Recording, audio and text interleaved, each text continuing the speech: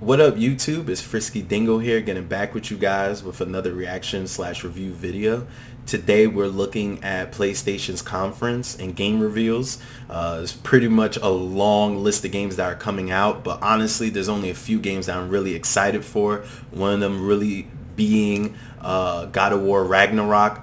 God of War is one of my favorite series. I've been there since the beginning. I had God of War 1 on PlayStation 2. I had God of War 2 on PlayStation 2. I had God of War 3 on PlayStation 3. I had God of War, the newest one, considered God of War 4 on PlayStation 4.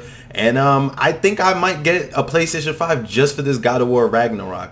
I'm kind of still skeptical on the whole PlayStation 4 aspect. I'm pretty much upset that Sony didn't release any information during the conference about fighting against scalpers and whatnot. I think that's one of the biggest problems. They could release as many games as they want, but if the audience doesn't have access to the games, then no one's going to be buying it, and then you're just going to have a bunch of games not being bought, but a bunch of systems being held on to. So honestly, I really cannot wait. A lot of people were upset with Fat Thor, even though for me, I'm a big Norse mythology fan, Greek mythology, Roman mythology, and Thor. Actually, I had the first encounter of looking at a Fat Thor when I played 2 Human. I don't know if you guys remember, 2 Human was an old school RPG game. It was RPG and quick action movement. And basically the story is about Balder, the son of Odin, and basically how him and his beef with Loki and Thor kind of destroyed Asgard. And in 2 Human, the first game, it starts off with basically Loki being in prison and releasing these kind of cybernetic demons into Asgard, and Balder's goal is to basically protect the Tree of Life and all the other surroundings that have to do with it. Then we find out that Thor, who has a belly and all, was the person who allowed Loki to basically release all these type of demons and whatnot.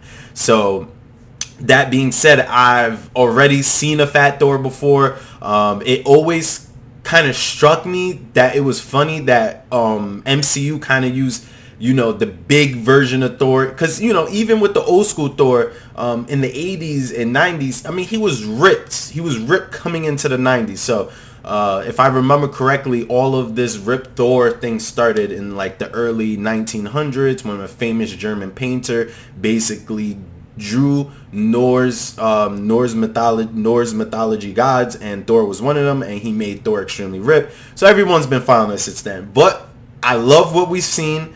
I know with the God of War series, it's a little risque because they don't really use the actual lore. Like, for example, we see the world serpent. We see that girl that supposedly is supposed to be Loki's wife and whatever. So there's a lot of different things that Corey Balrog is definitely mixing together to bring a cohesive storyline, because one of the biggest parts is you can't just throw a Norse mythology together and then at the same time have Loki as a character and then at the same time introduce characters that have to be Loki's children. Like, it's kind of hard to mix that all together. So I think he's done a perfect job of making it a very subtle nuance.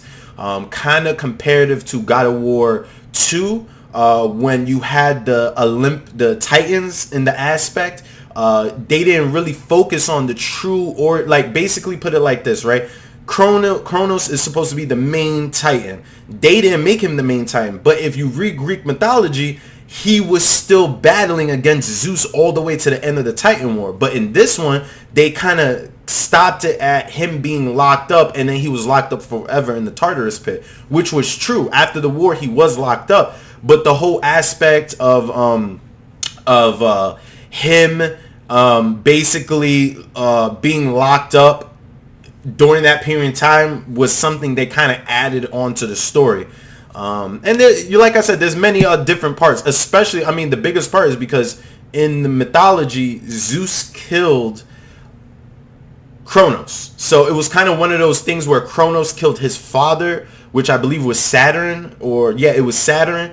He killed his father, and then Zeus did the same. And ironically, Kratos did the same. So you can see, if you understand Greek mythology, you can see where they were going with that. It's pretty funny for me. I love Greek mythology, so that's one of the biggest things I took away from it. And I'm just happy, really happy that we're going to get a new God of War game. And also, even bigger point, Wolverine. Oh my God. The fact that we are getting a real Wolverine game, a real modern Wolverine game. I can't wait, because the last one we had was the 2010 version for Logan, or X-Men Origins, and that game was really good. They never moved forward with that game. I was highly upset. So contested as it is, I'm happy that we're getting a new Wolverine game. I love Wolverine, especially that we're getting authentic version of Wolverine. I always loved Hugh Jackman, but he wasn't a real Wolverine to me. Like, you know, I grew up with the 90s and Marvel comics. So realistically for me, my version of Wolverine is the short, staunchy, you know, gray, white, I mean, not gray, the brown and yellow, brown and blue version of Wolverine. Very angry, has no emotions for anybody besides the close people that he's extremely in love with. And even with the new X-Men movie, they kind of made him less of a badass and more of a soft person.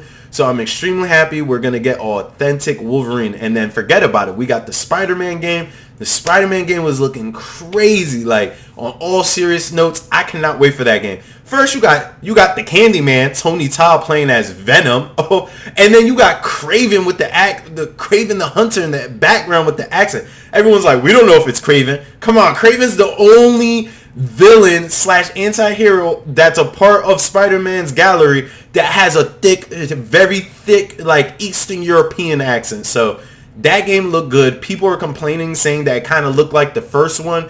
Well, this is why I say to people, how can you say it looks like the first one when there's no gameplay being featured in the footage? All the footage you saw was either comprised cinematic or intro in-game cinematic. It was no gameplay. So honestly, you can't make a critique and say that it looks like something that hasn't come out yet. So honestly, I'm happy with the Spider-Man game. It looks like it's going to be really good. I think that the inclusion of Venom kind of speeds up the process for the Spider-Man series. One of the biggest problems with the Spider-Man series is that they take too long trying to introduce they try to introduce the Sinister Six.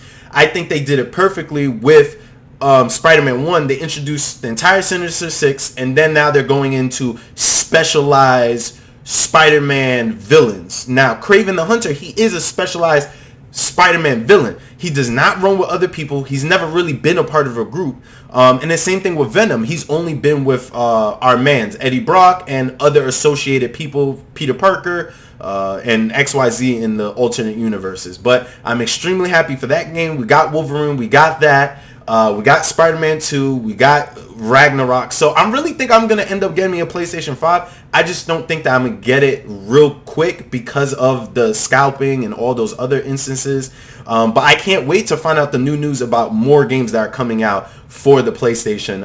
I know I seen another game, Tina Tiny's Wonder World. I love how it looks. The whole first person magic spell using. I love that concept. They have another game called, I think, Forsaken by Square Enix. That game looks amazing. The transversal environment, the power-ups looked really cool, really sick, something I've never seen before. And there just is a multitude of different things that definitely got me excited for that game. And it definitely just looks like in general that the PlayStation 5 will be utilizing all aspects of the system compared to Ratchet and Clank, where a lot of people have made a speculation that that game could have came out on the PlayStation 4, and they kind of used word soup to basically make this game advantageous for people to buy with the PlayStation. So I'm actually kind of extremely excited, and the fact that we're gonna get these games, I'm happy.